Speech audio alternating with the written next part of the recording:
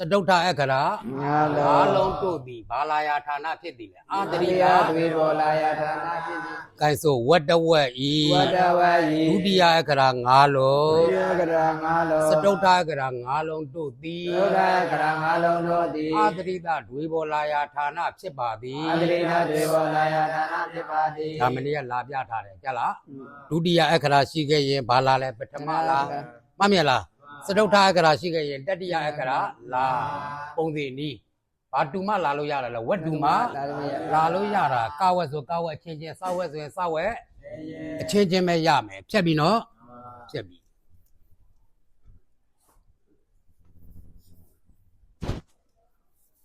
ကဲဒီတော့ရောက်လာတာကဝက်ကေပြောပါတယ်လေဝက်ကေရဝက်ဘယ်နှလုံးရမှာလဲ20နဲ့5လုံးဝက်ဘယ်နှလုံးရမှာလဲ25လုံးကကကဲငါနေပြီးတော့ပပဘယ်မထိဘောဝက်ကေရဝက်25လုံးကိုရမယ်မှတ်မြလားဆက်တက်လာတာကဂောတာနံဂောတာနံပုတ်ချလိုက်တော့ဂောတာအာဂောတာနံမှတ်မြလားဂောတာရဲ့အာဂောတာရဲ့ဂောတာအာဂောတာဆိုတဲ့စကားလုံးဒီဘယ်တုတ်ကသုံးထားတာလဲပရသမီနာပယောဂီဘယ်ကျမ်းကလာသောနာမည်လဲတက္ကတာကျမ်းကလာသောနာမည်တွေဒါဒီတော့မှထည့်သုံးထားတယ်ပြောတာနားလေလားဂောတာနံရဲ့အရာဒါဂောတာကိုရမယ်ဂောတာဆိုတာပြင်းပြင်းထန်ထန်ရွရတာအာဂောတာဆိုတာကမပြင်းမထန်ရွရတာဂောတာဆိုတာဘာလဲလဲပြင်းပြင်းထန်ထန်ရွရတာအာဂောတာဆိုတာကမပြင်းမထန်ရွရတာပုံမှန်လေးပြောတာလေနားလေလားအဲ့တော့ပြင်းပြင်းထန်ထန်ရွရတာကဘာတွေလဲဆိုရင်ကကငါတွေ့လားကငါနောက်တကစညာစာကွယ်စာမြင်ဆွဲညနောက်တကတနာဘယ်ကစတာလဲဒါတလင်းကြီးထားဝင်ပဲဓာရင်ကောဓာရင်မှုတ်မှတ်မြလားဓာရင်မှုတ်နာကြီးကိုင်နောက်တကတဝက်ထမှာဆိုရင်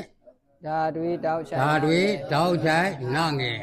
ကိုင်နောက်တကပဝက်ထမှာဆိုရင်အောက်ဘလက်ချိုင်ပါကုန်းမအောက်တော့ဘာတချိုင်ဘာတချိုင်ဘာကုန်းမတွေ့လားဒါပဲရမှာပဲအဲ့တော့ဒါဂောသရဲ့အရာပြင်းပြင်းထန်ထန်ရွရတာကကငါစညာတဒနာဘယ်မမှတ်မြလားဒါပဲယူမယ်ကျန်တဲ့ဟိုထားလိုက်တော့ယာရာလာဝဟာလာမှတ်မြလားဟာပါတယ်လေလာအမပါဘူးယာရာလာဝဟာလာပေါင်းဘယ်နှလုံးလဲ20နဲ့တစ်လုံးပေါင်းဘယ်နှလုံးလဲဒီ20လုံးဒီပြင်းပြင်းထန်ထန်ရွရတော့ကြောင့်ဘာလို့ခေါ်တယ်လဲဂောသလို့ခေါ်တယ်ရပြီလားတိုက်ဆိုဂောသအရာကကငါစညာကဒနာဘဗမယာရလာဝါဟာလာဒီ20လုံးတို့သည်ပြင်းပြင်းထန်ထန်ရွရသောကြောင့်ဂောသမြည်ပါသည်ပြန်ပြောဂောသအရာကကငါစညာတဒနာဘဗမယာရလာဝါဟာလာဤ20လုံးတို့သည်ပြင်းပြင်းထန်ထန်ရွာသောကြောင့်ဂောသမြည်ပါသည်သုတ်ထဲမှာဂောသသုံးထားတာဂောသအကြောင်းတော့သိရမယ်မှတ်မြလားကဲနောက်တကအာဂောသတဲ့ပြောဘာဂောသလဲလဲအာဂောသမပြင်းမထန်ပုံမှန်လေးရွရတာကခစာတာ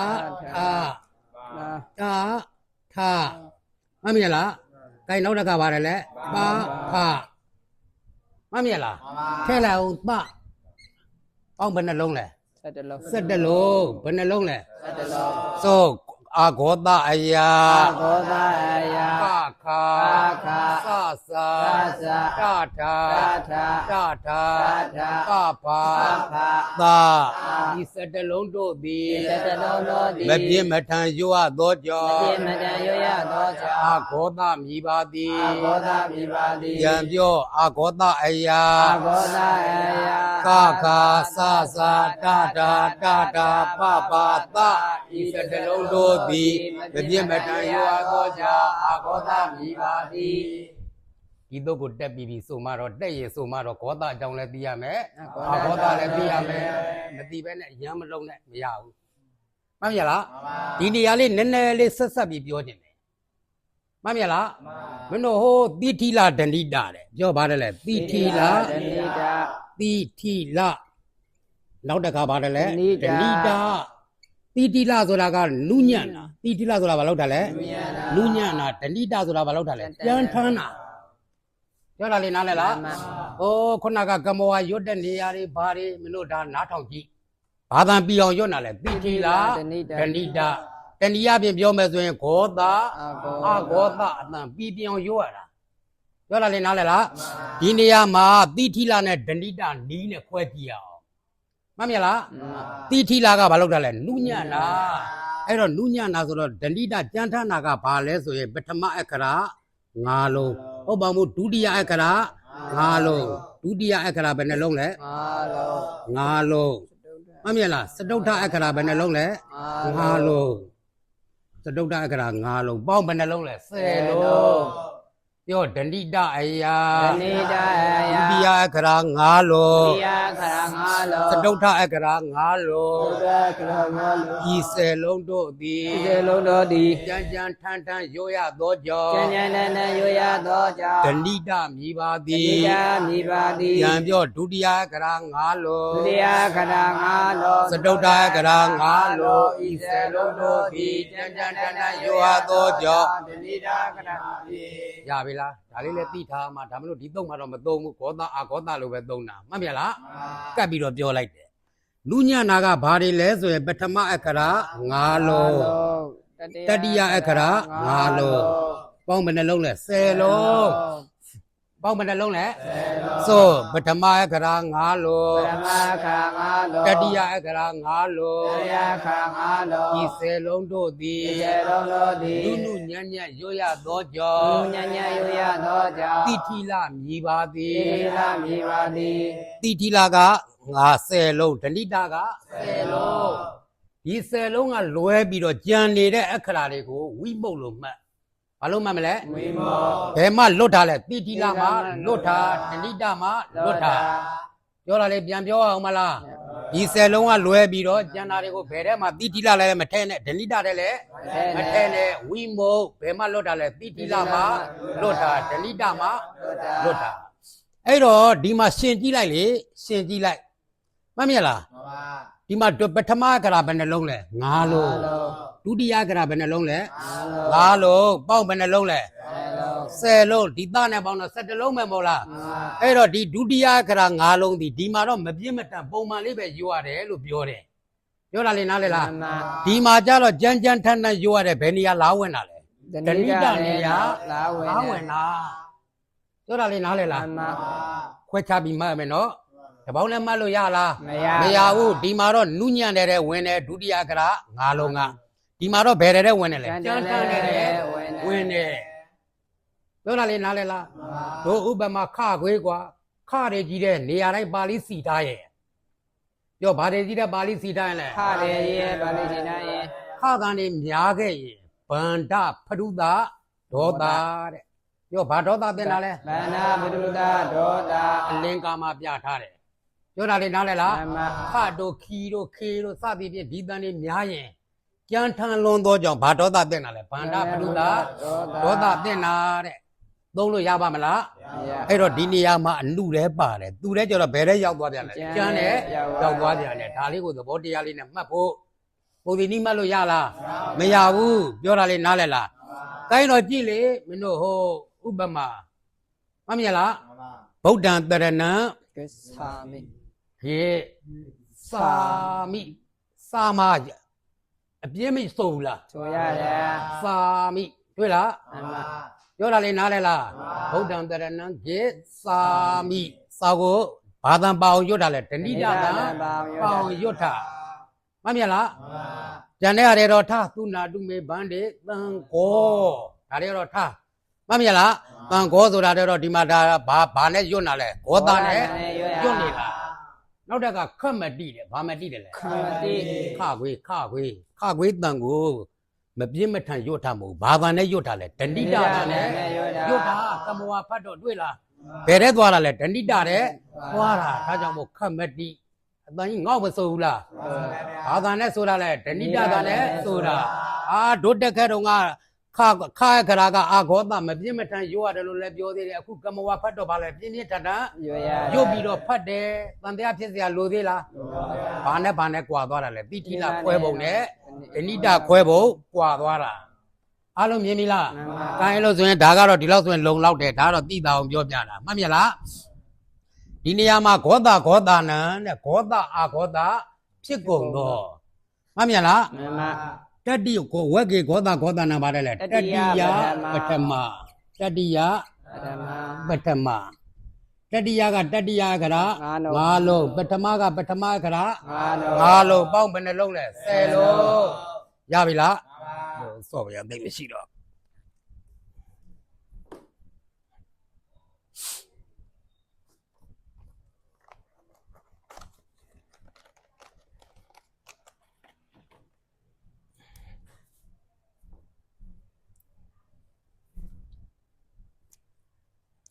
ပထမကရာဘယ်နှလုံးလဲ5လုံးတတိယကရာ5လုံးမှတ်မြလား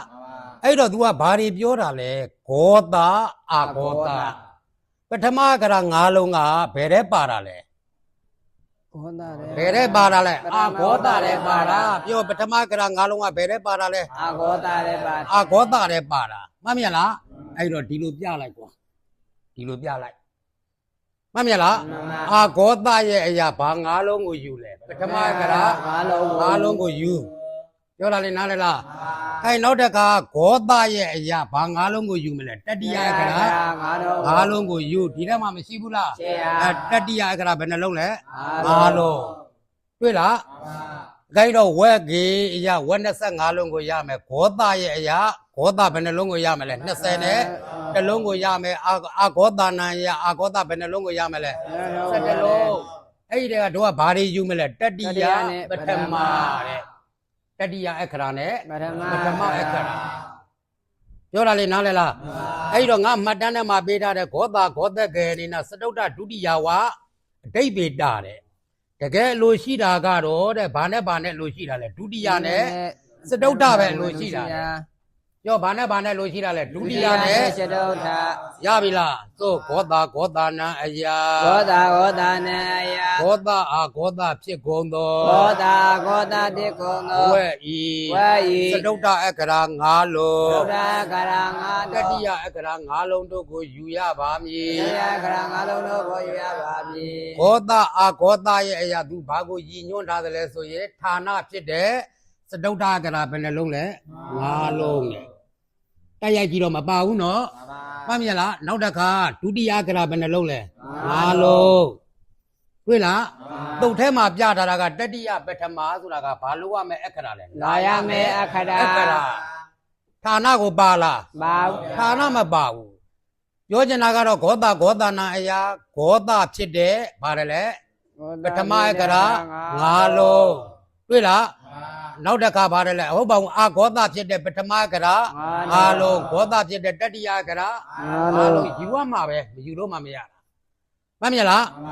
ရူပသိတိပြောထားတာကဂောတခေနေနာစတုတ္တဒုတိယဝအဓိပ္ပာယ်တာတဲ့ပြောပါတယ်လေစတုတ္တဒုတိယဝအဓိပ္ပာယ်တာ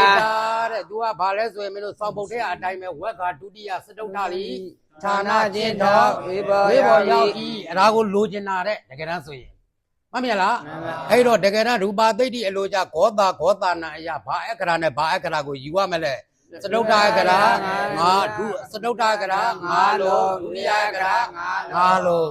စတုတ္တအခရာ5လုံးဒီဘယ်ထဲပါလဲတရားကြည့်စတုတ္တအခရာ5လုံးစတုတ္တအခရာ5လုံးဒီဘယ်ထဲပါလဲဘယ်ထဲပါလဲဂောတာထဲပါတယ်အဲ့တော့ तू ကလည်း तू လားပြောတာလေနားလဲလားလာပုံလေးသေချာကြည့်နော်လာပုံလေးသေချာကြည့်ဒုတိယအခရာ5လုံးဒီဘယ်ထဲပါလဲအာဂောတာထဲပါတယ်လာပုံလေးသေချာကြည့်ပြောတာလေနားလဲလားကိုင်းတော့လာမှာကအောက်ခံကဘာအခရာရှိရမလဲစတုတ္တအခရာရှိရမယ်လာမှာကတတိယအခရာလာရမယ် သူတို့ဒီတဲ့ဘာချင်းချင်းတူတယ်လဲဘောသအချင်းချင်း တူတယ် တူတယ်လာရလမ်းချောင်းကိုကြည့်ဘာချင်းချင်းတူတယ်လဲ ဘောသာချင်းချင်းတူတယ် ဘောသအာဘောသစန့်ကျင်ဘက်တော့လာလို့ မရ မရဘူးဒါအဓိကအသက်ပဲပြောတာလေးနားလဲလား မှန်ပါ စန့်ကျင်ဘက်လာလို့မရဘူးကိုင်းတေချာကြည့်အာဂောသရဲ့အရာဒုတိယကရ၅လုံးဒီဘယ်ထဲမှာပါလဲအာဂောသထဲမှာပါတယ်တွေ့လားဒုတိယကရ၅လုံးဒီဘာဌာနလဲလာရမယ်ဌာနလာရမယ်အခရာကပါတယ်လဲပထမအခရာ၅လုံးဘယ်ထဲပါလဲ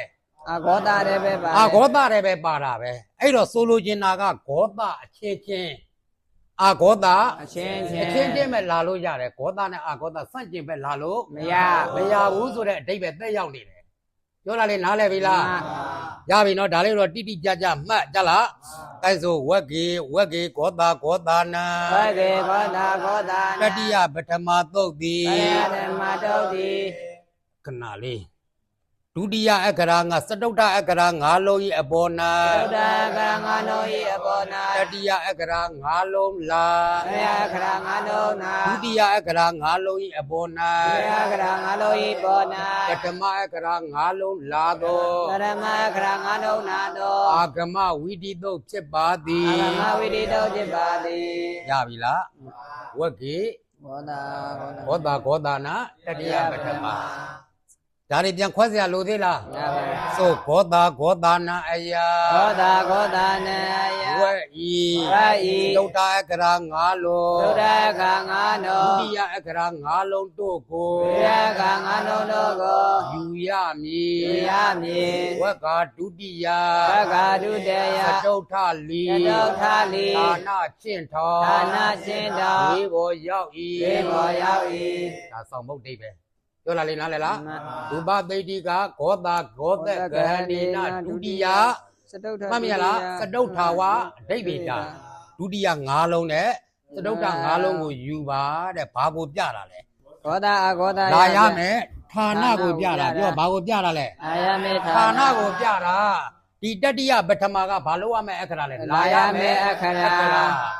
ပြောတာလေနားလဲလားအဲဆိုဂောသနာအယာ ဘောတာဘောတာနေယ ဝက်ဤ ဝက်ဤ စတုထကရာ၅လုံး သုဒ္ဓကငါနော ဒုတိယအခရာ၅လုံးတို့ကို ပရိယကငါနောတောကို ရာယာဌာနအဖြစ်ယူရမည် အာယဒါနာတိယူရမည် သောပုဂ္ဂလိကလိုက်ဝက်ကဒုတိယ ဘဂဒုတေယ ဝက်ကဒုတိယ ဘဂဒုတေယ စတုထလီ သတုဒ္ဓတေ ဌာနချင်းတော် ဌာနချင်းတော် ဝေဘောရောက်၏ ဘေဘာရောက်၏ လာတယ်ဆိုတာကစတုထကရာ၅လုံးရှိခဲ့ရင်တတိယကရာ ငါးလုံး ၅လုံးလားဒုတိယကရာ၅လုံးရှိခဲ့ရင်ပထမကရာ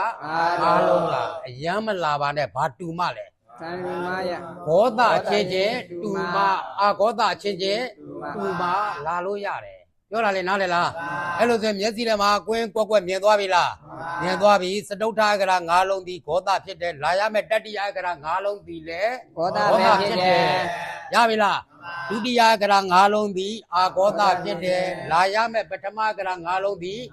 အာဂောသဖြစ်တယ်ဂောသအချင်းချင်းအာဂောသအချင်းချင်းပေါင်းကြော်ပြီးတော့မလာနဲ့ဆိုတဲ့အတိတ်ပဲတက်ရောက်နေတယ်ရပြီလားကိုင်းတော့အောက်မှာရေးပေးထားတဲ့အာတရိတဒွေးပေါ်လာရခြင်းအကြောင်းရူပသိတိကဌာနာတဏ္ဏဝတေနတဲ့ပြောဘာဝတေနလဲ ဌာနာတနာဝတေနာ ဌာနအာတဏ္ဏပဲဘာနိစ္စတာလဲဌာ ဌာ နိ နေ စ္စတာ နေ ရှင်းအောင်ပြောရင်ကဝက်အချင်းချင်းပဲဖြစ်ရမယ်စဝက်အချင်းချင်းပဲ ဖြစ်ရမယ် ဖြစ်ရမယ်ဝက်မကြော်နဲ့လို့ပြောတာ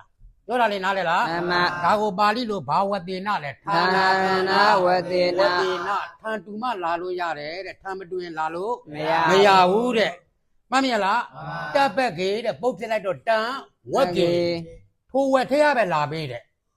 ကဝက်ဆိုရင်ဥပမာဒုတိယအခရာစတုတ္ထအခရာဂါကြီးရှိခဲ့မယ်ဆိုရင်အဲ့ဒီကဝက်ထဲရပဲဘာလာပေးရမ တ လဲ တိယခရဏ လာ လာ ပေး ရ ရ မ မယ် ယ်ဝက်မကြော်နဲ့ဒါကိုပဲဘာဝက်ကေလို့ပြောတာလဲတပ်ပက်ကေပုတ်ပြလိုက်တော့တန် တန်အ ဝ ဝ က် ကေ ကေဒီဝက်ထဲရပဲလာပြောလာလေနားလဲလား အမ ဌာနာတဏ္ဏဝတေနထံအပြင်လဲတူရမယ်တပ်ဘက်ကေဝက်ချင်းလဲ လူရမ တူ ယ် ရမယ်အဲ့ဒီကတတိယပထမဝဟွန်တိတဲ့မှတ်မြလား အမ တတိယပထမဝဟွန်တိ ဟွန်တိ အောက်ကဂောသအာဂောသဖြစ်တဲ့ဒုတိယအခရာ၅လုံးစတုတ္ထအခရာ၅လုံးများရှိခဲ့မယ်ဆိုရင်နဲ့ မှတ်မြင်လားစတုဒ္ဓကရာ9လုံးနဲ့ထန်ချင်းလဲတူတဲ့ဝက်ချင်းလဲ တူတဲ့ ပြောတာလေးနားလဲလားပထမကရာ9လုံးတတိယကရာ9လုံးကလာပေးရမယ်တဲ့ဒါလာရမယ်အခရာကိုကြတာပြောတာလေးနားလဲလားရှင်းပြီလားလာရမယ်ဌာနကဘယ်သူနဲ့ဘယ်သူလဲစတုဒ္ဓနဲ့ဒုတိယလာရမယ်အခရာကတတိယနဲ့ပထမရှင်းပြီလားဝိလေတော့မလုံးနဲ့နော်ရှင်းချင်းလေးလေးမှတ်ရပြီလားကိုင်းလို့ဆိုရင်ပြန်ရှင်းစရာလိုသေးလားကိုင်းတတိယအခရာလာရဌာနတွေဘာလာရဌာနတွေမပြောတော့ဘူးမှတ်မြင်လားဒါတွေကဒါကြီးလည်းသိမ့်မလို့ဘူးရပြီလားအဲ့တော့တတိယအခရာလာရဌာနတဲ့ဂရာတီတုတဲ့ပြောဘာတီတုတယ်လဲ ဂရာတိတု ချက်လိုက်မယ်ဒါတွေမလို့အပ်တဲ့အတွက်ဂရာတီတုတဲ့ဂရာတီတုတဲ့ဘာစသောတရာလဲဂရစသောတရာရှေ့မှာဂရစတဲ့ပုတ်တွေရှိရမယ်တဲ့ဘယ်မှာရှိရမလဲရှေ့မှာရှိရမှာနော်ပြောဘယ်မှာရှိရမလဲ ရှေ့မှာ ရှေ့မှာဂရစတဲ့ပုတ်တွေရှိရမယ်တဲ့ပဥဒုတဲ့ပ ပါဥဒု တွေ့လား မမ ပတို့ဥတို့ဒုတို့နိတို့တွေ့လားအစရှိတဲ့ပုတ်တွေရှိရမယ်တဲ့အဲ့ဒီတရားတွေရဲ့နောက်မှာဘာလာပေးရမလဲတတိယအခရာလာပေးရမယ်ဒါဘာလာယဌာနလဲ တတိယကရနာယဌာန မှတ်မြင်လားတတိယအခရာစတုဋ္ဌအခရာဆိုတဲ့အပေါ်မှာဘာလာပေးရမှာလဲတတိယအခရာ နာပေးရ လာပေးရမယ်မှတ်မြင်လားတတိယအခရာလာနိုင်တဲ့နေရာလေးကအောက်မှာဘာလဲရှိရမလဲစတုဋ္ဌအခရာလည်းရှိရမယ်ရှေ့မှာဘာတွေရှိရမလဲဂရပုတ်ပါဥဒုနိတွေ့လားဒီပုတ်တရဲ့နောက်မှာဘာလာပေးရမလဲတတိယအခရာလာပေးရမယ်တဲ့လာခြင်းနဲ့လာလို့မရပါဘူးတဲ့ဒါဘာလာယဌာနလဲတတိယအခရာလာယဌာနတတိယအခရာလာမဲ့နေရမှတ်မြင်လားမင်းတို့ဒီစာတက်အခုဘယ်ကျောင်းဌာနမှာလာလဲဇတိလာကျောင်းဌာနမှာလာတာပဲမှတ်မြင်လားဌာနရှိလို့ရက်တီလို့ရတာဌာနမရှိရင်ရက်တီလို့မရဘူးပြောတာလေနားလဲလားဒီတိုင်းပဲလာရမယ်ဌာနရှိလို့လာလို့ရတာလာမယ်ဌာနမရှိရင်လာလို့မရဘူးအဲ့တော့လာရဌာနဆိုတာကတတိယအခရာလေးဘာလို့ရမယ်နေရာလေးလဲလာရမယ်နေရာလေးကိုသူညွန်ပြနေတာပြောတာလေနားလဲလားနောက်မှာတဲ့စတုဋ္ဌအခရာလည်းရှိရမယ်ဒါနောက်တွေ့လားရှေ့မှာဂရစတဲ့ပုတ်တွေဂရာတိတပုတ်တည်းမကဘူးနော်ဂရစတဲ့ပုတ်တွေရှိရမယ်ပဥပတာရပုတ်ဥပတာရပုတ်ဒုဥပတာရပုတ်နိဥပတာရပုတ်ဒီပုတ်တွေရဲ့နောက်မှာသာဘာလာပေးလဲ တတိယကရ တတိယကရာလာပေးလာခြင်းတိုင်းလာလို့မရဒါတတိယကရာလာရမယ်နေရာကိုညွန်ပြနေတယ်ရှင်းပြီလားသိကျင်ကိုယ်သာကိုကြောင်းကြမှာခါကနနာပြန်စစ်မှတ်မြင်လားကဲနောက်တစ်ချက်ပြကျင်တာကပထမအခရာလာယာဌာနတဲ့ဘာအခရာလာယာဌာန ပ လဲ ထမကရနာယဌာန သူကတော့ဘာပြောထားတယ်လဲရတ္တကာရာတောပရံတဲ့အများကြီးသုံးမထားဘူးရှေ့မှာရတ္တကာရာတောတဲ့ရတ္တတရဘယ်နှလုံးရှိရမလဲရတ္တတရ3လုံးရှိရမယ်ရှေ့မှာရတ္တတရဘယ်နှလုံးရှိရမလဲ လုံးချရမယ် နောက်မှာဘာရှိရမလဲဒုတိယအခရာ ရှိရမယ် ရှိရမယ်ပြောတာလေနားလဲလား မမ နောက်မှာဒုတိယအခရာရှိရမယ်ရှေ့မှာရတ္တအခရာ ရှိရမယ် 3လုံးနဲ့ကတစ်ခုခုရှိခဲ့မယ်ဆိုရင်တဲ့ဘာလာလို့ရပြီလဲပထမအခရာလာလို့ရပြီလားဒါကြတော့ဆိုပထမအခတတိယအခရာလာယာဌာနက တယကရနာယဌာနက ကရအစာရှိသောဓာ သာသာရှိသောတ ဥပတာရဘော အာဟုရရဘော ဥပတာရဘော ဥပဒါရဘော ဥပတာရဘော ဥပဒါရဘော ဒီဥပတာရပုဒ္ဓမနောက်ဖြစ်သော ဥပဒါရဘုရမနောက်ဖြစ်သော စတုတ္တအခရာ၅လုံးဤအပေါ် ဒုရကရငါနုဤဘောနာ ၌တတိယအခရာလာရမည် တယကရနာယမိ ရှင်းနာများပါသေးလားအဲဆိုပထမအခရာလာယာဌာနက ကရနာယဌာနက ရတ္တတရ၃လုံးမှနောက်ဖြစ်သော သရကရသုံးလုံးမနောက်ဖြစ်သော ဒုတိယအခရာ၅လုံးသည် တယကရငါလုံးသည် ပထမအခရာ၅လုံးဤလာယာဌာနဖြစ်သည် တယကရငါလုံးဤတယဌာနဖြစ်သည် မရှင်းတဲ့ချက်များပါသေးလားဒါဒီတော့ကိုအသေးစိတ်ရှင်းထုတ်လိုက်တာရရှင်းပြအောင်မလားရပြီရှင်းဖို့ကတော့ဂောသအာဂောသဆိုတာကဂောသချင်းတူမအာဂောသချင်းတူမလာလို့ရတယ်လို့မှတ်ပြောတာလေးနားလဲလားကဲအဲ့လိုဆိုရင်ပုံစံနဲ့ဝင်လိုက်တော့အောက်ကရှင်းပြထားလိုက်မနေ့ကလည်းပြောပြီးသားပြန်မပြောတော့ဘူးကြလား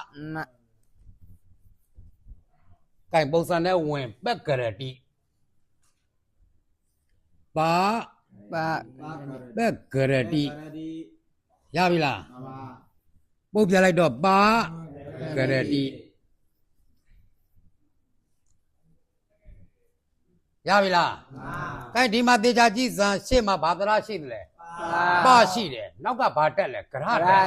ဒီလိုကြည့်လဲရတာပဲကြလားဘယ်ပုံမှနောက်ဖြစ်တော့လဲပါဥပတာရပုံမှနောက်ဖြစ်တော့စတုတ္ထကရာဘာဤပေါ်၌လဲဘာကြီးအပေါ်၌တတိယကရာဘာလာမလဲ ကာငေနာ ဤတဲ့ပို့ပြီးတိကြခြင်းသေးလားဘာဖြစ်တော့လဲဂောသဖြစ်တော့လားအာဂောသဖြစ်တော့လားတတိယကရာဘာဖြစ်တော့လဲပြင်းထန်တဲ့ဂောသဖြစ်တော့ကြလားအဲဆိုပက်ကရတိကို သကရတိကို ပကရတိဥပုပ်ဖြာ သကရတိဥပုပ်ဖြာ ဝေဒီဂောသနံတတိယပထမသုတ်ဖြင့် သကေဝရဘောဓနာတရိယပရမတောဖြင့် ပဥပတာရပုံမှနောက်ဖြစ်သော အာဟုရာရဘုံမနောက်ဖြစ်သော အာဂောသဖြစ်သော အာဟောနာဖြစ်သော ဂောသဖြစ်သော ဟောတာဖြစ်သော သတုတ္တအကရာဂါကြီးအပေါ်၌ သုဒ္ဓဂရကတိဘောနာ ဂောသဖြစ်သော ဟောတာဖြစ်သော တတိယအကရာဂငယ်လာ သရပြေနာလေနာ ဘာမှကိုအငြင်းပွားပွဲမရှိဒီတိုင်းကစိုးမယ်ဆိုရင်ပြောတာပါပြောတာလေးနားလည်လား အမ အဲဆိုပြန်ဆိုပါဥပတာရပုံမှနောက်ဖြစ်သော အာဟုပတာရဘုံမနောက်ဖြစ်သော ဂောသဖြစ်သော ဘောတာဖြစ်သော သတုတ္တအကရာဂါကြီးအပေါ် သုဒ္ဓ ၌ ဂရကတိဘောနာ ဂောသဖြစ်သော ဘောတာဖြစ် တ သော တိယအကရာဂငယ်လာ သရဂရကငေနာ ပက္ခရတိပြည်၏ သကရတိပိ ရသောကြည်စာပက္ခရတိကို သကရတိကိုပကရတိဥပုပ္ပယဝရကေ ကောသာနံတတိယပထမသုတ်ဖြင့်ပါဥပတာရပုံမှနောက်ဖြစ်သောဂောသဖြစ်သောသရုတ်တကရာဘာကြီးအပေါ်၌ဂောသဖြစ်သောတတိယကရာဘာငယ်လာ ပကရတိပိပကရတိပကရတိ ဘယ်နေရာမှာဘာပဲဆိုခဲ့ဒီနေရာမှာရူပသတိစီကံလေးနဲ့မှတ်မြလားဘာဖြစ်တော့လဲဂောသ သောတိတော ဂောသဖြစ်တော့ရပြီလား မ ကိုင်နောက်တကဘာလဲဥက္ကရတိဘာကရတိလဲ ဩကရတိ တူတူပဲရှေ့ကဥလေးပြောင်းသွားတာရပြီလား မ အဲဆိုဥက္ကရတိကို ဩကရတိကိုဥကရတိဥပုပ္ပယဝကေကောသာနတရိယပထမသောဖြင့်ဥပတာရဘုံမနောက်ဖြစ်သော ဂောသဖြစ်သောသတုထအကရာ ခာတိ အ ဘော ပေါ် နာ ၌ဂောသဖြစ်သောတတိယကရာခါကေလာဥက္ကရတိတိဥက္ကရတိဥက္ကရတိဆိုရိုးလေးကိုကြိုးစားပြီးဆိုကြည့်နော်ကြလားကျန်တဲ့နေရာတွေမင်းတို့ကြိုက်တယ်လို့ဆိုမှတ်မြလားဒီနေရာတွေမှာကြိုးစားပြီးလုပ်ကြည့်ရသွားလိုက်မယ်အဲ့တော့ကျန်တဲ့နည်းနဲ့ဆိုလိုက်တော့လေပေါ်ချောကြီးဖြစ်မသွားဘူးလားဖြစ်သွားတာပေါ့ကြလားဒီနေရာမှာဂောသချင်းချင်းသိကျင်တာရပြီလားကိုင်နောက်တကဘာလဲဥက္ကာတိတိဥက္ကာတိတိ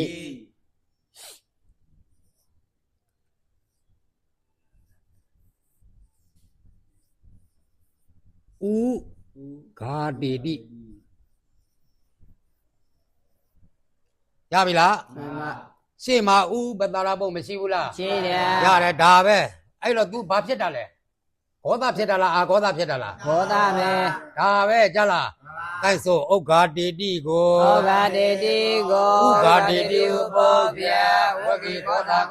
နတရိယပထမသောဖြင့်ဥပတာရဘုံမနောက်ဖြစ်သောဂောတာဖြစ်သောသုဒ္ဓဂရ ခါကြီးအပေါ်၌ဂောသဖြစ်သောတတိယကရာခါငယ်လာဥက္ကာတိတိဥက္ကာတိတိဥက္ကာတိတိရုပ်ထက်မှာအဓိပ္ပာယ်တွေဝင်မသွားဘူးလားဝင်သွားတယ်လေကြလားခေါနာကအဓိပ္ပာယ်တွေရုပ်ထက်ဆွဲခေါ်လာပြီရပြီလားအဲ့ဒီနီးဖြစ်စေချင်တာကဲနောက်တစ်ချက်ကဘာပါလဲဒုက္ခောသောပုတ်ပြလိုက်တော့ဒုခောသောကန်တွက်မြင်တယ်မို့လား မမ ဘာဖြစ်တော့လဲဂောသဖြစ်တော့ဒါလေးထည့်ရမယ်နော် မမ ကဲဆိုဒုက္ခောသောကို ဒုက္ခသောကိုဒုက္ခသောဥပုပ္ပယ ဝကေခောသာနံတတိယပထမသောဖြင့် ဒု ဥ ပ ပ တာ တာ ရ ရ ဘုံ ဘုံ မ မ နော နောက် က် ဖြ ဖြစ် စ် သော သော ဂောတာဖြစ်သောသတုကကရာခာတိအပေါ်၌ဂောတာဖြစ်သောတတိယကရာခာငယ်လာ ဒုက္ခောသောဤဒုက္ခောသောဒုက္ခောသော ကိုင်နောက်တကဒုကောသောပြီးတော့ဘာကောသောလဲအတူတူပဲတွတ်တော့နေကောသောကို နေကောသောကိုနေကောသောဥပုပ္ပယနေကောသာကောသာနဲ့တရားပရမသောဖြင့်ယုရသာဘုမနောပြေသောကရာခာကြီးအပေါ်၌ဘောသာပြေသောတရားကရာခငယ်လာနေကောသောပြီနေကောသောဒီကောသော ရပြီကိုင်နောက်တကစစ်ဇာနဖလော စသနာ မှတ်မြလားစစ်ဇာနဖလော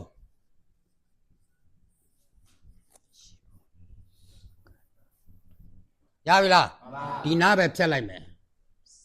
ဘာဇာနဖလောလဲစာဇာနဖလောမှတ်မြလားဘယ်သရာမနောက်ဖြစ်တော့လဲစသရာမ နောက်ပြေသော သုံးမှနဲ့ကွာအာတိနဲ့သာသုံးထလာကြလားမကောင်းပါဘူးဘယ်သရမနောက်ဖြစ်တော့လဲအသရမနောက်ဖြစ်တော့သူကတော့နမိတ်လိုက်ခဲ့တာတော့တရမပဲနမိတ်လိုက်ခဲ့တာတော့တရမပဲဘယ်မှနောက်ဖြစ်တာလဲတရမနောက်ဖြစ်တာပြောတာလေနားလဲလားဘယ်တရမနောက်ဖြစ်တော့လဲအသရမ နောက်ပြေသော ဘာဖြစ်တော့လဲသာမြင်စွဲဂောသလားအာဂောသလား ဘောတာဘောတာ ပြောပါတယ်လေ ဘောတာ တွေ့လားလာမာကဘာစုလဲသာခွဲရပြီမို့လားကိုက်ဆိုစစ်ဇာနဖလောကို စေတနာဘလောကောသ ဇာနဖလောဘောဗျာဝက်ပြီဘောသာဘောသာနာတတိယပရမသောပြေအာတရမနောက်ပြေသော ဘောတာပြေသော စတုတ္တယကရာသာမြေစွဲ၏အပေါ်၌ ဘောတာပြေသောတတိယကရာ သာခွဲလာစစ်ဇာနဖလောပြေစစ်ဇာနဖလော သဗ္ဗနာဘလော ရပြီလားနောက်တကပထမိဇာနံဘယ် ဓမ္မိ ဓမေ သနာ ခဏလေး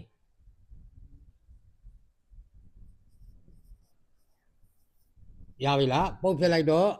ပထမ ဒါထဝင်မဲ့ရစ်မပါဘူးကွာကြလားထူးသေးလားထူးသေးဘူးဒါမထူးတော့ဘူးအာတိယရဘာပုတ်ကိုယူမလဲပထမပုတ်ကို ယူရမယ် မှတ်မြလား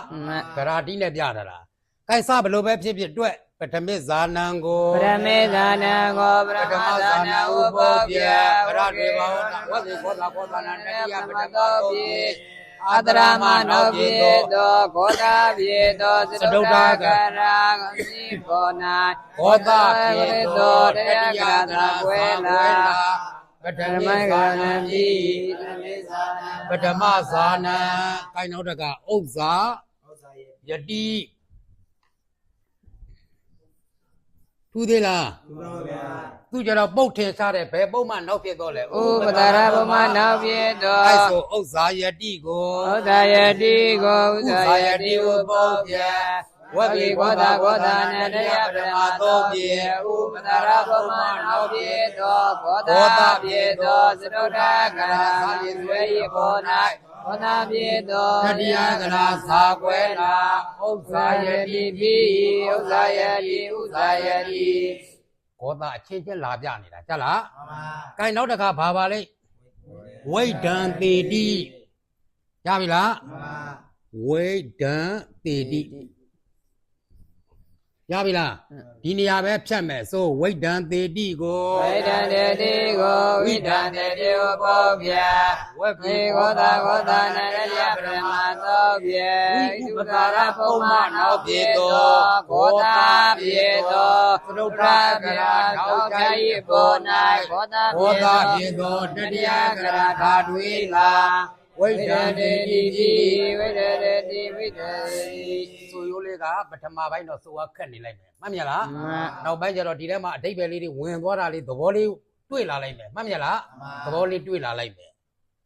ကဲနောက်တစ်ချက်နောက်တစ်ရုပ်ပြောင်းဝိဗ္ဗံတော်ဝိဗ္ဗံတော် ဝိပန္တော ပို့ဖြတ်လိုက်တော့ဝိဗ္ဗံတော်ကဲဆိုဝိဗ္ဗံတော်ကို ဝိပန္တောကိုဝိပန္တောဥပုပ္ပယဝကေကောတာကောတာနတယပရမသောပြေ ဣပရရူပကရပုံမနောက်ပြေသောဘောဓာပြေ ပြေ သော သောသုဒ္ဓကာရဝဂုိဘော၌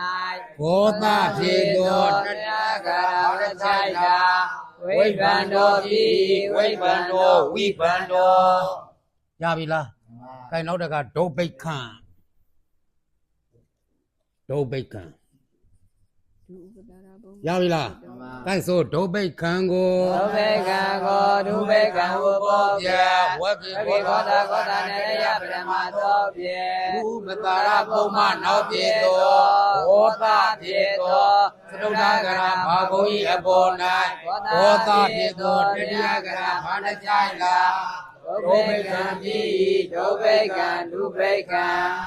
ဆိုရိုးလေးတွေကိုအသားကြောင်လေ့ကျင့်တာနော်ကြလားတွက်မှရမှာဒီတစ်ခေါက်တည်းနဲ့မလုံလောက်ဘူးမှတ်မြလားကိုနေရာကိုလည်းပြန်လေ့ကျင့်ထားဘာလို့လဲဆိုတော့ဆိုရိုးထဲမှာဘာတွေဝင်သွားတာလဲအဓိပ္ပာယ်တွေဝင်သွားတာမှတ်မြလားကိုင်းနောက်တကမုတ်တနိဋ္ဌိတော် မုဒ္ဒနေတိ မုတ်တနိဋ္ဌိတော် မုဒ္ဒနေတိတော်မုဒ္ဒနေ မှတ်မြလား တနိတိတော် ပုတ်ပြလိုက်တော့ မုဒ္ဒနေတိတော် မုတ်တနိဋ္ တိတော် ဌိတော်ဒီနေရာမှာလာဖြတ်တာပြောတာလေနားလေလားရှေ့မှာ तू ကဒါပျောက်သွားတာကဘာလေးပျောက်သွားတာလဲ တာတလင်းကျဲ တာလင်းရိတ်ကလေးပျောက်သွားတာဘာအခရာပျောက်သွားတာလဲ ပထမ ပျောက်သွားတာရှိနေတာကဘာအခရာကျမ်းနေရတာ ဒု လဲ တိယကရာဉာဏ်တရား မှတ်မြလားအဲ့တော့ဒုတိယအခရာဒီဘာဌာနလဲလာယ ဌာနာ ဂောသလားအာဂောသ အာ လား ဂောတာ ပြောပါတယ်လေ အာဂောတာ အာဂောသဖြစ်သောဒုတိယအခရာဖဝင်ပဲဤအပေါ်၌အာဂောသဖြစ်သောပထမအခရာတာတလင်းကျမ်းဒါလေးကဘာလေးလဲတာတလင်းကျမ်းကလေးမနေ့ကပြောခဲ့ပြီလားပြန်ပြောအောင်မလား နော် ရပြီနော်ကိုင်းဆိုဘယ်တရာမှနောက်ဖြစ်တော့လဲဣတ သရ ရာ မ မ နာဝေတော ရတ္တကာရတောပရံဘလို့သုံးထားတာလဲရတ္တကာရတောပရံတွေ့လားရှင်းမရတ္တတရာရှိဖို့ပဲကိုင်းဆိုမုဒ္ဒနိဋ္ဌိတော်ကို မနေတိတော်ကို မုဒ္ဒနိဋ္ဌိတော်ဘောပြဝေဘေဘောတာဘောတာနံတတိယပရမသောဖြင့်ဣတရာမနောက်ဖြစ်သောအာဘောတာဖြစ်သောဒုတိယကရာထဝေဘေအပေါ်၌အာဘောတာဖြစ်သောပထမကရာတတိယနာမုဒ္ဒနိဋ္ဌိတော်ပြီး မုဒ္ဒနေတိတော် မုဒ္ဒနိဋ္ဌိတော်တွေ့လားတို့လည်းကလေးတုန်းကတော့ဣတရာမနောက်ဖြစ်သောထဝေဘေအာတရိတတွေဘောတာတတိယနာနောက်ပဲသုံးခဲ့တာပဲသုံးတာကတော့မှတ်မြလား မ ဒီနေရာမှာဘာအတိတ်ပဲလေးဝင်ကျင်တာလဲရူပသိတိ ရဲ့အဓိပ္ပာယ် အ လေး တိတ်ပဲ ဝိ လေး ညာဉ် ဝင်ကျင်လို့ဂောသချင်းချင်းသိအောင်လို့အာဂောသချင်းချင်း နေရာနော် သိအောင်လို့ဆိုရိုးသွင်းပေးတာမှတ်မြလားဒါလေးကိုမပြောက်စီနဲ့ကင်ထားကင်နောက်တက်ကဘာလဲပင်ဆက်ခန္ဓာ ပစ္စခန္ဓာ ပင်ဆက်ခန္ဓာပုတ်ဖြစ်လိုက်တော့ ပင်စ ပင်စခန္ဓာဘယ်ပြီးပြောက်အပေါ်ပြီးပြောက်တွေ့လားဘာကြီးပြန်လဲခပြီးပြန်ခသည်ဘယ်နှလုံးမြောက်အခရာလဲဒုတိယ ဘယ်လိုပုတ်ဆက်တဲ့မှာပါတယ်ကာကြီးသည်ပထမအခရာမီခါခွေးသည်ဒုတိယအခရာမီထူးဆန်းများဟုတ်လားဒါအစဉ်တိုင်းပဲရွတ်ပြနာကြလားငါသည်ပစ္စမအခရာမီဒါလေးတွေသိကျင်လို့ကြလားကဲဆိုပင်ဆက်ခန္ဓာကို ပင်စခန္ဓာကို ပစ္စခန္ဓာဟုပုတ်ပြဝက်ပြေခောတာနံတတိယပထမသုတ်ပြေအတရမနောက်ပြေသောအာခောတာပြေသောသတုတ္တ ပြခရာ အာခွေအပေါ်၌အာဂောသပြေသောပရမကရာကြီးကပိစကန္နာပိပိစကန္နာပိစခန္ဓာအာတရိတတွေဘောလာယာဌာနကများများဆဆ ခြေ မရှိဘူး ခြေတော့ ပြောတာလေနားလဲလားဘာတွေရတာများတာလဲသတိတာတွေကလား များတာ အချိန်မှာစောင့်မကြီးတစ်ခုလုံးပြောခဲ့ပြီလားရပြီလားကဲနောက်တကဘာလဲရူပခန္ဓာဘာပက်ခန္ဓာလဲဆိုရူပခန္ဓာကို ရူပခန္ဓာကို ရူပခန္ဓာဥပုပ္ပြဘောဓနံတတိယပရမသောပြေအာတရမနောက်ပြေသောအာဘောဓပြေသောဒုတိယကရာခါဝေအဘော၌အာဘောဓပြေသောပထမကရာပါတိလာရူပခန္ဓာတိရူပခန္ဓာရူပခန္ဓာကိုင်နောက်တကပါတယ်လေသေတစ္ဆတံ ဒီတစ္ဆ သေ တံ တစ္ဆတံရပြီလား မ ပုတ်ပြလိုက်တော့တိတစတ္တံစာလုံးလေးပြောက်မှာဘာပြောက်သွားမှာလဲပထမပြောက်သွားမှာ ခုပြနေတဲ့ရုပ်တွေဒီဒုတိယရဲ့အပေါ်မှာဘာတွေလာပြနေ ပ လဲ ရမ လာပြနေတာမှတ်မြလားအဲ့ဆိုသေတိစတ္တံကို သေတိသတ္တံကိုသေတသတ္တံဥပောပြဝက်ကေကောတာကောတာနာတတိယပထမသောဖြင့် အတရမနောက်ပြေသောအာဂောသပြေသောအကရာသလေဤအပေါ်၌အာဂောသပြေသောပထမကရာစာလုံးကသေတိစတ္တံပိသေတိစတ္တံသေတစတ္တံကိုင်နောက်တကဘာပါလဲသမုတ်စေတော သမုတ်စေတော်ပိုင်း သမုတ်စေတော စေတော်ကောင်းကောင်း ရပြီလားပုတ်ပြလိုက်တော့သမူးစေတော်တွဲ့ခတ်တော့ဘူး သမုတ်စေတော်ကိုသမုတ်စေတော်ပောပြကောတာကောတာနဲ့တရားပရမသောဖြင့် ဥတရာမနောက်ပြေ သော သောအာဂောသပြေသောဒုတိယကရာသလေဤအပေါ်၌အာဂောသပြေသောပထမကရာစာလုံးလာသမုတ်စေတော်ပြီသမုတ်စေတော်သမုတ်စေတော်ဆိုရတာခက်သေးလားဆိုရလေ့ကျင့်မယ်ကြလားမှတ်မြလားကျန်တဲ့နည်းတွေသုံးကျင်သေးလားမသုံးကျင်တော့ဘူးဒီနည်းသုံးပြီဆိုမှတော့မှတ်မြလားကဲနောက်တစ်ခါဘာပါလဲတတရထီတော်တတရထီတော်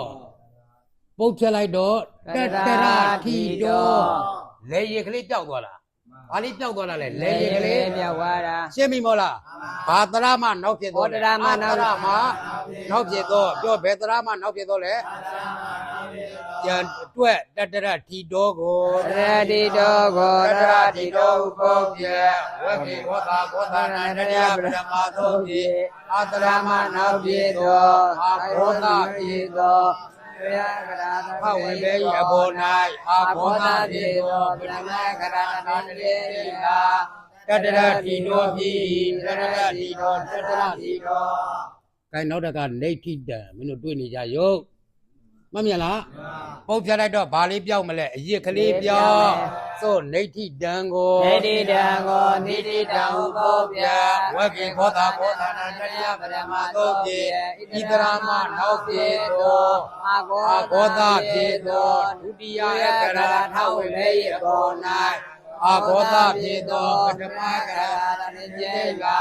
နေတိတံ မိနေတိတံ နိတိတံဆိုရောမကြောင်တင်နဲ့နော်ကြလားစတ္တာရိဋ္ဌာနာနိစတ္တာရိဋ္ဌာနာနိ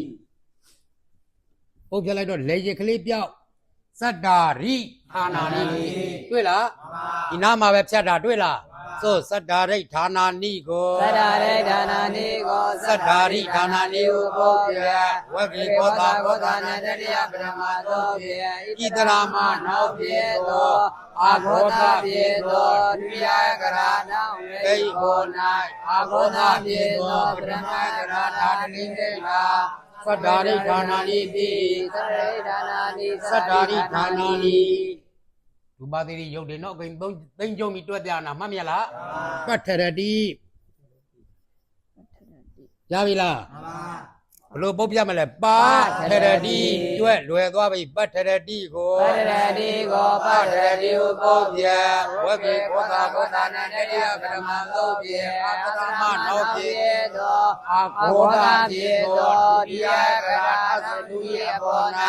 အာဂော အာ တာ ပြေ ပြေ သော သော တတိယကရမကရာတာဝေဘူလာ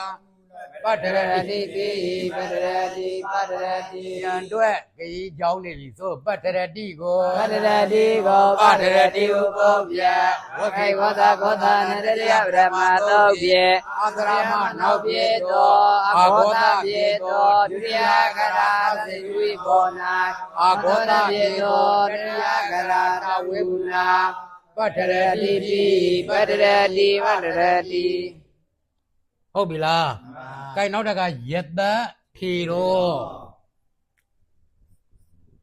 ယတထီရောရပြီလားပုတ်ချက်လိုက်တော့ယတထီရော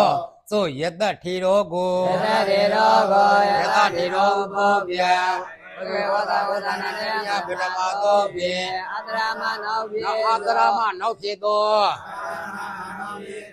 အာ အ ဂော ဘော တာ တာ ပြေ ပြေ သော သော ဒု ဒု တိ တိ ယ ယ က က ရာ ရာ သ သေ တိ တိ အ အ ဘော ဘော ၌အာ၌ဂောတာပြေသောပထမကရာတာဝိမူလာ ယတတိရောပိယတတိရောယတတိရော ဒီကနေ့မှမင်းတို့ကထစ်နေတော့လားကြားလားရှေ့တုန်းကဒီဇိုင်းမဆိုးလာပြီးမှရပြီလားကဲနောက်တကမဟာဖလံဘာဖလံလဲ မဟာဖလံ မဟာ ဖလံ ဖလံရပြီလားပုတ်ပြလိုက်တော့မဟာဖလံဆိုမဟာဖလံကို မဟာဖလံကို မဟာဖလံဥပုပ္ပယဝဂိခောတာခောတာနန္ဒယ ရမတောပြေ အာတရမနောက်ပြေသောအာခောတာပြေသော ဒုတိယခရာဝုဒ္ဓဘောနာ အာခောတာပြေသောပထမကရအာသောလာမဟာဖလံကြီးမဟာဖလံမဟာဖလံကဲနောက်တကမတုတ်ဖာနိတံမတုတ် ဖာနိ ဖာနိတံ ရယီဖာနိတံတင်းလေ မှတ်မြတ်လားကဲဆိုမတုတ်ဖာနိတံကို မရောဖာနိတံကိုမတုဖာနိတံဟောပေါပြရေကောသာကောသာနေရပရမတောပြေ ဥတရာမနောက်ပြေသောအာခောတာပြေသောဒုတိယကရဝံဝိအဘော၌အာခောတာပြေသောပထမကရအာသောလာမတုတ်ဖာနိတံမတုတ်ဖာနိတံ မတုဖာနိတံ ရှင်းပြီလားဘာချင်းချင်းသိကျင်တာလဲဂော ဘော တာ ဓချင်းချင်းအဘောဓချင်းချင်း ရုပ်ထဲမှာအကုန်ဝင်သွားတဲ့အတိတ်ပဲဒီမှတ်မြင်လားကိုင်းလို့ဆိုရင်ရပြီဤတွင်ဘာပြီးသွားပြီလဲတတိယပိုင်းပြီးသွားပြီမှတ်မြင်လားသတုဋ္ဌပိုင်းတဲ့ကိုစွတ်ဆက်ရအောင်ပြောပါတယ်လေ အမ် အာဆိုတာဘာပြုလို့ပြောတာလဲအံပြုလို့ပြောတာ နေကိပြု မှတ်မြင်လားအာဆိုတာဘာပြုလို့ဆိုလို့ခြင်းတာလဲအံပြုလို့ပြောတာပဲမှတ်မြင်လား မမ အဲ့တော့ပြင်းစနေတဲ့ဘာလဲလဲပြင်းစနေနောက်မှဘာရှိရမလဲပြီးရှိရမယ်နောက်မှဘာရှိရမလဲ ဒီချီရမယ် အဲ့တော့ဒါကဘာလဲနမိတ်ပြင်းစနေကဘာလဲနမိတ်မှတ်မြင်လားဘာကိုအံပြုမှလဲနေဂဟိတံနေဂဟိတံဘာလေးကိုလဲအပြောက်ကလေးကိုဘာလေးကိုလဲ ရောက်ကလေး အပြောက်ကလေးကိုပြောတာလေနားလည်လား မ အဲ့တော့ပြင်းစနေတိနမိတ်နေဂဟိတံဒီပါလဲ ကာရီ အပြုခံရမှာမှတ်မြင်လားအံပြုခြင်းဒီပါလဲကာရိယာသို့ပြင်းစနေတိနမိတ် ဒေသနေတိနမ နေဂဟိတံဒီကာရိ နေကေတံဒီကာရီ အံဒီကာရိယာ အန္တိကာရိယ ဘယ်တုတ်ကစကလုံးငါးသုံးသေးလဲမသုံးဘူးအပြည့်စုံပါတယ်ပြန်ခွဲပြင်းစနေတိနမိတ် ဒေသနေတိနမ နေဂဟိတံဒီကာရိအံဒီကာရိယာသို့အံပြင်းစနေနေဂဟိတံသုတ်ပြီး နေကေတံသောတိ နောက်ပြီးကြော နောက်ပြီးကြော နေဂဟိကိုအံပြုသော နေကေကိုအမြုသော ဒေသဝိတိတုတ်ဖြစ်ပါသည် ဒေသဝိရိတောဖြစ်ပါသည် နေဂဟိကိုအံလို့ရွတ်ဆိုရခြင်းနဲ့ရူပသေတိကပြနေပြီအကာရောပြောဘာကာရောတယ်လဲ အာကာ အ ရော ကာရောဥစ္စာရဏထောတဲ့ဥစ္စာရဏထောဒါလေးကိုကြည်လိုက်မှတ်မြင်လား အမ ဒီအလေးတည်တဲ့အကာရောတဲ့အံဆိုပြီးတော့ပါနေတဲ့အလေးတည်တဲ့ဥစ္စာရဏထောတဲ့ထည့်ပြီးတော့သာရွရခြင်း အကျိုး အ ရှိ ကျိုးရှိတယ်တဲ့ဘာသာအကျိုးရှိတယ်လဲ တဲ့ပြီးတော့ ထည့်ပြီးသားရွရခြင်းအကျိုးရှိတယ်တဲ့မှတ်မြင်လားတကယ်တော့ဆိုရင်နေဂိတ်ကိုနေဂိတ်ပြုခြင်းသာဖြစ်တယ်လေနေဂိတ်ကိုဘာပြုခြင်းသာဖြစ်တယ်လဲယာရာလဝါသာဟာလာအံလေးမပါဘူးလား မာယ အဲ့မှာလဲအံလေးပါတာပဲဘာကြောင့်လဲအဲ့မှာလဲပဲအကာရောဥစ္စာရဏထောမှတ်မြင်လားနေဂိတ်မိရမဲ့အခရာတိရတ္တတရာသုံးလုံးပဲရှိတယ်အာရဲ့ဣရဲ့ဥရဲ့ပြောနေဂိတ်မိရမဲ့အခရာတိအာရဲ့ဥသုံးလုံးပဲဒီကသရတွေမမိနိုင်ဘူးပြောလာလေနားလဲလား အမ တကယ်လို့ဒီအာကြီးကအာရဲ့ထက်မှနေဂိတ်ရောက်လာခဲ့ပြီဆိုရင်အာရဲ့ထက်မှ နေရောက်လာ နေဂိတ်ရောက်လာခဲ့ပြီဆိုရင်ဒီအာဒီကဒီအလိုလျောက်ဘာဖြစ်ပြရ အာ မ ရ လဲ တပြပြရတယ် ဖြစ်ပြရမယ်နေဂိတ်လာရမယ်နေရသည်ဘာဖြစ်သောကြောင့်လဲရတ္တတရာဖြစ်သောကြောင့်ပြောလာလေနားလဲလား အမ ရုပ်တွက်ရင်ရတ္တပြန်ပြုတ်မပေးတော့ဘူးဤရဲ့ထက်မှနေဂိတ်ရောက်လာခဲ့ပြီဆိုရင်ဤဒီကဒီအလိုလျောက်ဘာဖြစ်ပြရမလဲ ဣရတဖြစ် ဣရတဖြစ်ပြရမယ်ဒါကိုနီးတဲ့မှာဒုက္ခ ဒုက္ခတကု တ ဏ ကုဏ နိ နီးတယ်ဘာနီးတယ်လဲ ဒုက္ခတကုဏနိ ဒုက္ခကသစ်ပင်တကုဏကဘာလဲ ငဲ့ သစ်ပင်နဲ့ငှက်ကင်းလို့ရလား မရ မရဘူးလေနေဂိတ်ဒီတရနဲ့ကင်းလို့ရလား မရ မရဘူး तू နားเสียရှိလို့နားတာ နားတာ ငှက်ကလည်းမှတ်မြင်လား မှန်ပါ နေဂိတ်ကလည်း तू မိเสียရှိလို့ မိရ ဒ ရပြီလား မှန်ပါ အဲ့တော့နေကိဒီသူကြည့်တဲ့ရွတ်လို့မရဘူး မရဘူး ဘယ်သူနဲ့ရှင်တွဲပြီးနေရတယ် နဲ့ သရနဲ့ရှင်တွဲပြီးနေရတယ်သရဆိုတဲ့ထဲမှာလည်းပဲသရရှစ်လုံးလုံးမရဘာသုံးလုံးသာရတယ်လေ ယသတရ ဒါ သော ကသရသုံးလုံးပဲရတယ်ဒါနေကိမိနိုင်တဲ့သရအာရဲ့အေရဲ့အုံ ဩ ရဲ့ ယေ ဒါကြောင့်မို့ရူပသတိပြထားတဲ့အကာရော ဥစ္စာရဏတော်တဲ့သုတ်ထဲမှာအန်လို့သာဆိုလိုက်ခြင်းသည်တဲ့တကယ်အန်ပြုတာတော့မဟုတ်ပါဘူးတဲ့နေကိကိုနေကိအတိုင်းပဲထားခိုင်းတာတဲ့နေကိကိုဘာတိုင်းပဲထားတာလဲ မေကေရ ဘာမှမလုံနဲ့တဲ့ပြောတာလေးနားလည်လား မမ နေကိကိုနေကိပြုဆိုတာကနေကိကိုဘာလုပ်ခိုင်းတာလဲ မေကေအတိုင်း နေကိအတိုင်းပဲထားခိုင်းတာအောက်မှာဆက်ပြီးတော့တက်လာတယ်နေကိကိုအန်ပြုရခြင်းအကျိုးတဲ့မှတ်မြလားနေကိကိုဘာပြုရခြင်းအကျိုး အ လဲ ပြုရခြင်းအကျိုး အဲ့မှာနေကိကိုအံပြုရခြင်းသည်တဲ့ခြေခြင်းတဲ့ဘာလို့ခြင်းလဲ ခြေခြင်း ဥပမာပြီးကြောင့်နေကိကိုခြေတဲ့တုတ်တွေမရှိဘူးလား ခြေရ နံပါတ်1ဘယ်တုတ်လဲဂျင်းစနေစပြောဘယ်တုတ်လဲ ဒီနေစာ တွေ့လား မမ ဂျင်းစနေစတုတ်ကပြီးကြောင့်ဘာကိုခြေတာလဲ မေကေကိုခြေရ ရှင်းပြီလားအဲနောက်တစ်ခါ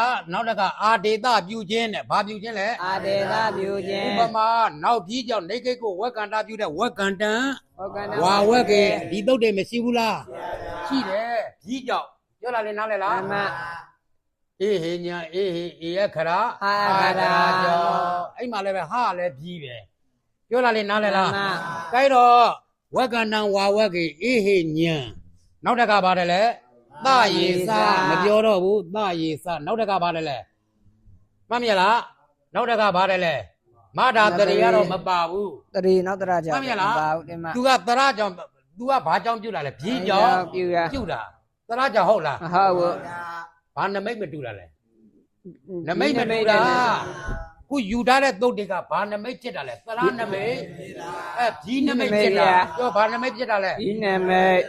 ဒီသုတ်ကပြီးကြောင့်နေကိကိုနေကိအတိုင်းပဲထားခိုင်းတာဘာမှမလုပ်ပါနဲ့ကွာတဲ့တကယ်တော့ဆိုပြုတ်စရာတော့မလိုဘူးမှတ်မြလားအေဝဟုတ်တေကိုအေဝဟုတ်တေလို့ပဲဖြတ်ရပြီလား မမ အံမြင်စနေနေကိတံသုတ်ပြနောက်ဝါပြီးကြောင့်ရှေ့ဝါဒနာကြီးသောနေကိကိုနေကိပဲပြုနေကိကိုဘာလုပ်ပြုလဲနေကိပဲပြုဘာမှမလုံးနဲ့အေဝဟုတ်တေ မြည် ဝါကွယ်အကျွင်းနေပါလေရှောက်မလုံးတော့နဲ့တဲ့အလို့ရှုပ်တယ်တဲ့ပြောတာလေနားလဲလား မမ နေကိကိုအန်လို့ဆိုခြင်းသည်တဲ့အကာတော့ဥစ္စာတနထောတဲ့ဒီအာလေးဒီဝါထဲမှာပင်ကိုရင်းတဲ့ကလားရှိမနေဘူးလား ရှိနေရ ဝါထဲမှာပင်ကိုရင်းရှိမနေဘူးလား ရှိနေရ အာနေကိတ်ကိုတကယ်လို့အံပြုလိုက်ဒီနေကိတ်ကိုဆွဲပြီးအံပြုလိုက်မယ်ဆိုရင်ဝါထဲမှာဘာသရရှိနေတယ်လဲ အာတရရှိနေရ အာသရကရှိနေတယ်ပြောလာလေနားလဲလား မှန်ပါ အဲ့လိုဆိုရင်အာသရရှိနေဆိုရင်ဘာခွင့်နေရှုံမနေဘူးလား ရှိနေရ ဒါရှုံနေပြီအဲ့တော့ဒီနေရာမှာတဏိသာမှတ်လိုက်တော့ကြလားတဏိသာမှတ်လိုက်တော့နောက်ဝါပြီးကြောင့်ရှေးဝါတဲ့နဲ့ရှိသောနေကိတ်ကိုဘာပြုလဲ နေကေယော အံပြုလို့ကိုမသုံးတော့ဘူး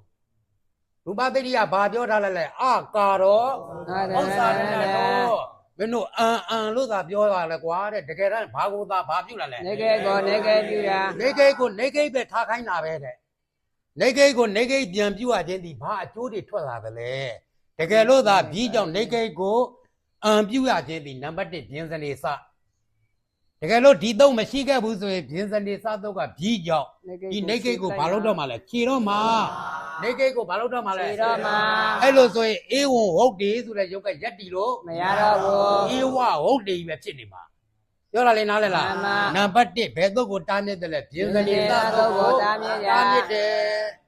အဲ့တော့အာမင်းစနေနေကိတံတော့ပြနေကိကိုနေကိပြုခြင်းဒီနံပါတ်1ဘယ်တော့ကိုတားမြစ်ပြီလဲ ဒီနေတာတော့ကို ပြင်းစနေသာတော့ကိုတားမြစ်တယ်ပြောလာလေနားလဲပြီလားကဲအဲ့တော့အေဝံဟုတ်တယ်ပြန်တီလိုက်နံပါတ်2ကဘာလဲလဲဝက်ကန္တာ ဝကေ မှတ်ရလားအဲ့မှာဝက်ကန္တဝါဝက်ကရဝက်ပြီးနောက်မှဒီနေရာမှာဝဆိုတာကဝါသရာရှိသေးတယ်ဝါသရာမရှိဘူးလား ရှိရ မှတ်ရလားဝါသရာဖြင့်နေကိတ်ကိုဝက်ကန္တပြုမယ်ဆိုရင်အေးဝင်ဟုတ်တယ်တွေပါလေဖြစ်ကုန်မှာပြောတာလေနားလဲလားအဲ့ဒီကအစီအစဉ်ကိုမဖြစ်ချင်လို့မလုပ်တာလဲဝက်ကန္တဝါဝက်ကေတို့ကိုလည်းတားမြစ်ရရောက်တယ်တဲ့ရပြီလားနံပါတ်3ကအေးဟေညံတွေ့လားဒီရုပ်မှာမဟုတ်တချို့ရုပ်တွေကအေးခရာဟာခရာပါတဲ့ပုံစံလေးမရှိနိုင်ဘူးလား ရှိနေရ အဲ့လိုဆိုရင်နေကိတ်ကိုအဲ့ဒီတော့ကညတွေလာမပြုတ်နိုင်ဘူးလား ရှိနေရ မပြုတ်နဲ့တဲ့နေကိတ်ကိုဘာတိုင်းမဲ့ထားလဲ နေကိတ်အတိုင်းပဲထား ရှင်းပြီလားကိုင်းတော့တရေစားတော့ကလည်းနေကိတ်ကိုနမိတ်ရနဲ့တို့ကညာပြူတာပဲမပြုတ်နဲ့နေကိတ်ကိုနေကိတ်တိုင်းပဲ သာ ပြောတာလေနားလဲလားအံပြူတာများဟုတ်လား ဟုတ်ဘူး နေကိတ်ကိုနေကိတ်တိုင်းပဲဟာခိုင်းတာမှတ်မြလားလူပဲသိတိကဘယ်လိုပြောထားသလဲအကာရောဥစ္စာတရတော်တဲ့ဒီအံလို့ဆိုခြင်းဒီတကယ်တော့ဒီနေကိတ်အပြောက်ကလေးပါပဲတဲ့မှတ်မြလား မှန်ပါ အာလေးဒီဘာအကျိုးရှိသလဲထဲ့ပြီးတော့သာရွတ်ခြင်း အကျိုးရှိတယ် အကျိုးရှိတယ်တဲ့ရပြီမို့လားအဲနောက်နေ့မှဒီနာပြန်ဆက်မယ်တော်ပြီဒီလောက်ပဲ